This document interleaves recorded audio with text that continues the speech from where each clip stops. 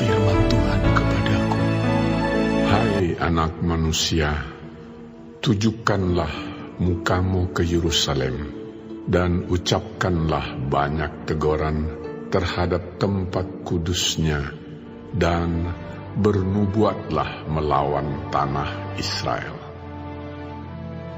Katakanlah kepada tanah Israel, beginilah firman Tuhan. Lihat, aku akan menjadi lawanmu, dan akan mencabut pedangku dari sarungnya, dan melenyapkan dari tengah-tengahmu orang benar dan orang fasik. Oleh karena aku hendak melenyapkan di tengah-tengahmu orang benar dan orang fasik, maka pedangku akan terhunus dari sarungnya terhadap semua manusia dari selatan sampai utara. Dan semua manusia akan mengetahui bahwa aku, Tuhan, mencabut pedangku dari sarungnya, sehingga tidak akan kembali lagi ke situ. Dan engkau, anak manusia,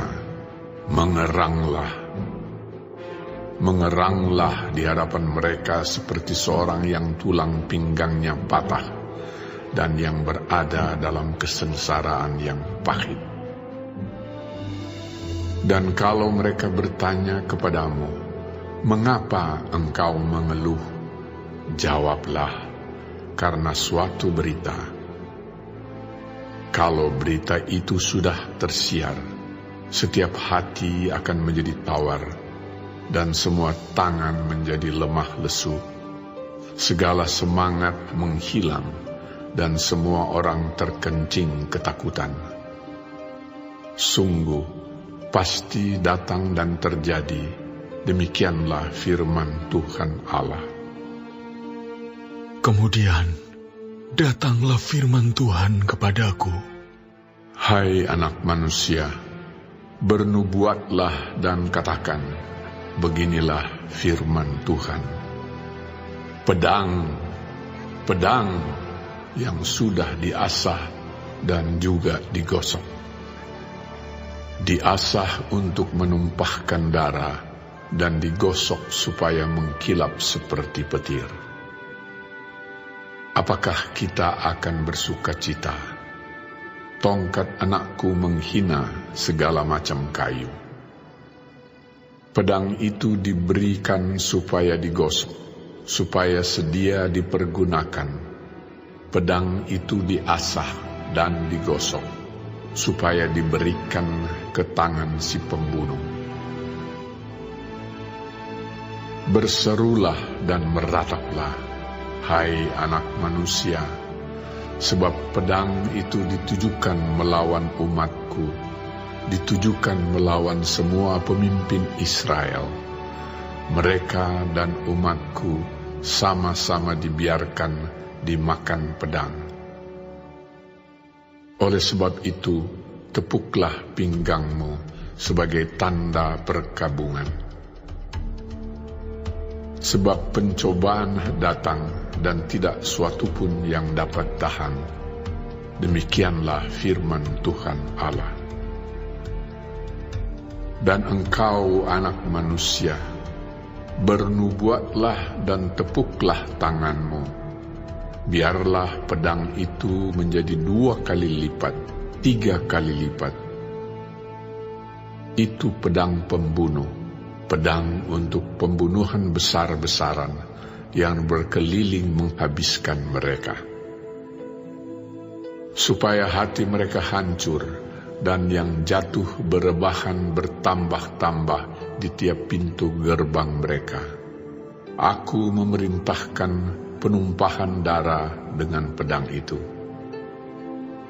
Aduh, pedang itu dibuat menyamai petir dan digosok untuk menumpahkan darah.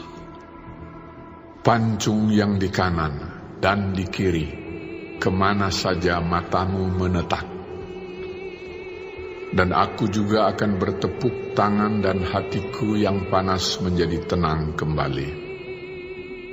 Aku, Tuhan yang mengatakannya. Lalu, datanglah firman Tuhan kepadaku.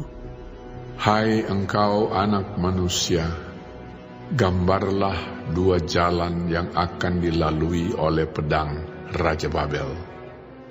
Keduanya mulai dari satu negeri. Buatlah sebuah papan penunjuk jalan pada awal jalan yang menuju ke masing-masing kota.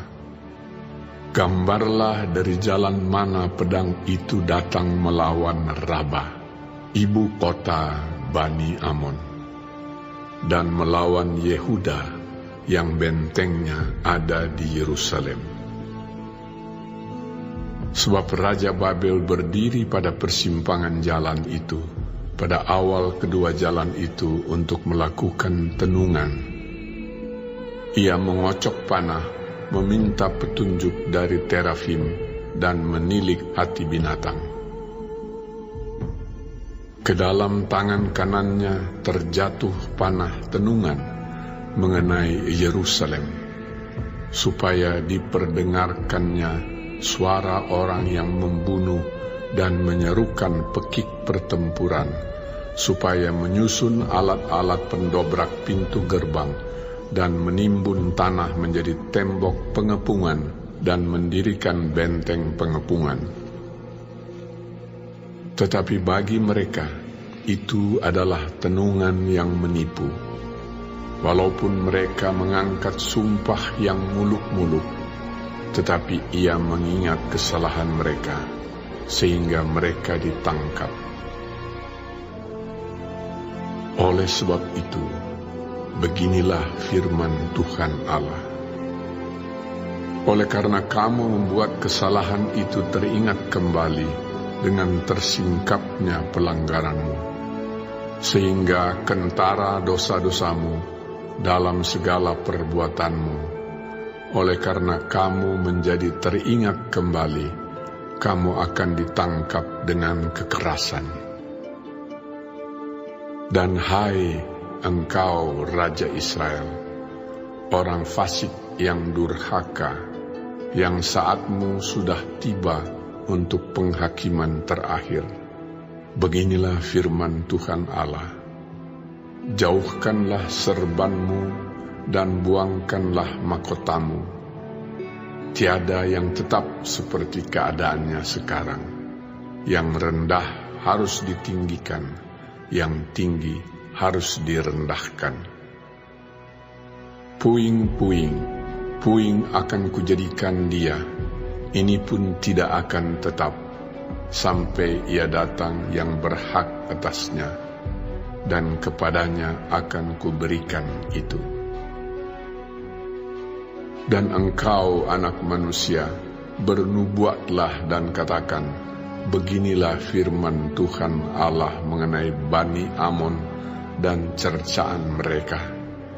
Katakanlah, pedang, pedang, sudah tercabut untuk menumpahkan darah, digosok untuk memusnahkan, dan supaya mengkilap seperti petir. Sedang orang melihat penglihatan-penglihatan yang menipu bagimu dan memberi tenungan-tenungan bohong kepadamu untuk ditetapkan leher orang-orang fasik yang durhaka yang saatnya sudah tiba untuk penghakiman terakhir.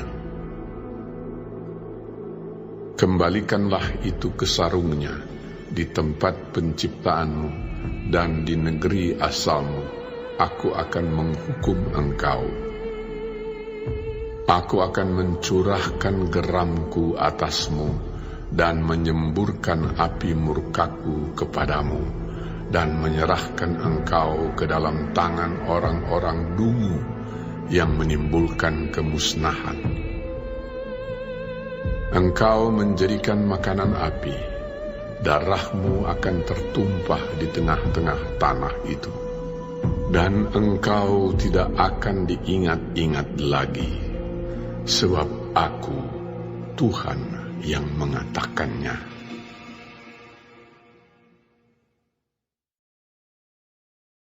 Shalom semua jemaat Tuhan. Kembali kita di dalam pendalaman Alkitab Clear Sight. Sekarang kita sudah memasuki kitab Yehezkiel 21. Tuhan Yesus memberkati.